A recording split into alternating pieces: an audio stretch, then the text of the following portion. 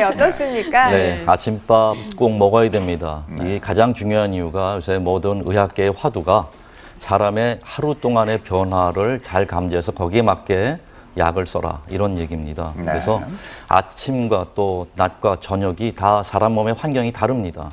그래서 밤에는 특히 모든 에너지를 보존하는 형태로 몸의 모든 호르몬 환경이라든지 환경이 바뀝니다. 그래서 야식을 하시는 분은 살이 굉장히 잘 찌시는 거죠. 과식도 중요하지만 야식도 굉장히 중요합니다. 그래서 에너지 보존 법칙에서 밤에는 에너지를 보존하고 낮에는 활동하기 때문에 에너지를 쓰는 것입니다. 그래서 이제 밤에 주무시는 동안 우리 몸은 에너지를 회복을 하게 되겠죠. 그래서 에너지 곳간에다가 에너지를 채워 놓습니다. 그러면 아침 일어나면 이때가 공복 상태인 것입니다. 그렇죠. 네. 그러면 에너지 상태는 정상인 것이죠. 넘치는 상태가 아닙니다. 아침밥을 먹어서 에너지를 보충하고 그 아침밥 먹은 그 칼로리로 오전 내내 활동을 하시는 겁니다. 그러니까 아침밥을 굶으시면 밤 동안에 정상이 된 상태의 에너지를 써서 고갈을 시켜야 되는 거기 때문에 피곤하게 되겠죠. 피로가 옵니다. 그래서 아침밥을 꼭 드시라고 말씀을 드리는 겁니다. 근데 좀 여기서 좀 헷갈리는데요, 저는. 요즘 일일 일식이라고 이 식사법이 유행이잖아요.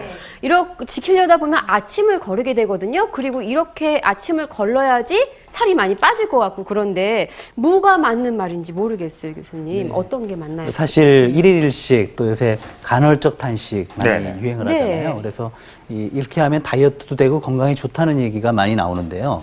사실은 그 일일일식이나 간헐적 단식이 소식으로 이어지게 되면 효과가 있다는 의미입니다. 근데 문제가 되는 것은 우리가 집에서 먹던 밖에서 매식을 하던 간에 하루 3끼를 먹는다는 전제하에 영양소 균형이 맞춰져 있잖아요. 그러니까 한 끼를 그런 식으로 먹게 될 경우에는 네. 영양 결핍이 올 수가 있어요. 네. 빈혈이 온다든지 또 단백질 섭취도 부족해지고 그리고 더 중요한 것은 불규칙하게 먹게 됩니다, 나중에는. 그리고 한 끼 먹는 거를 폭식을 하게 돼서 다이어트에도 사실 효과가 장기적으로 없는 경우도 많습니다.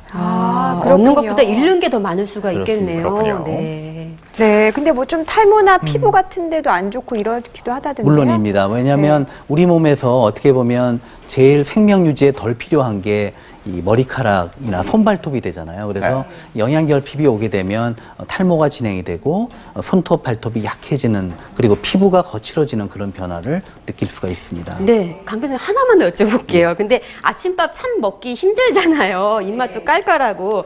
잘 먹을 수 있는 교수님께 여쭤봐야 될지 모르겠지만 특별한 방법이 좀 없을까요? 예, 우선 왜 아침을 거르게 될까? 보통 네. 늦게 일어나서 급하기 때문이거든요. 네. 그런 또 게 하나는 많죠. 예. 밤에 늦게 먹으니까 아침에 배도 안 고파요. 그래서 늦은 저녁이나 야식을 하지 않고 좀 일찍 잠자리에 들어서 밥을 챙길 시간을 갖게 되는 게 첫째 필요한 점이고요. 네. 두 번째는 아침에 마음이 급하니까 간단히 먹을 수 있는 아침 반찬거리를 미리 저녁 때 준비해 놓는 게 어머, 그게 주부 좋은 같은 방법이 말씀을 될 것 해주시네요. 네, 맞네요. 네. 자, 계속해서 세 번째 알아보겠습니다. 물을 많이 마셔라. 우리 몸의 70%는 물로 이루어져 있습니다. 그 속에 모든 미네랄, 비타민, 호르몬이 다 녹아 있습니다.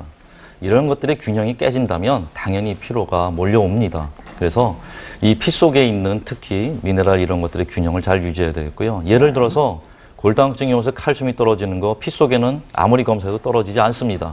피 속에서는 뼈에 있는 칼슘을 항상 빼다가 피에는 보충을 해주죠. 그 물을 잘 드셔야 이런 것들의 균형이 잘 유지되고 에너지가 잘 소모하게 됩니다. 네. 자, 네 번째입니다. 열어볼게요. 비타민과 미네랄이 풍부한 음식을 먹어라. 피로 해소에 도움이 되겠죠? 네, 사실 비타민과 무기질이 직접 에너지원으로 사용되는 것은 아니지만 우리가 먹은 음식들, 영양소들을 에너지로 만들어서 몸의 활기를 불어넣는 데 도움이 됩니다. 그래서 이 비타민과 무기질을 꼭 균형 있게 드시는 게 중요한데요.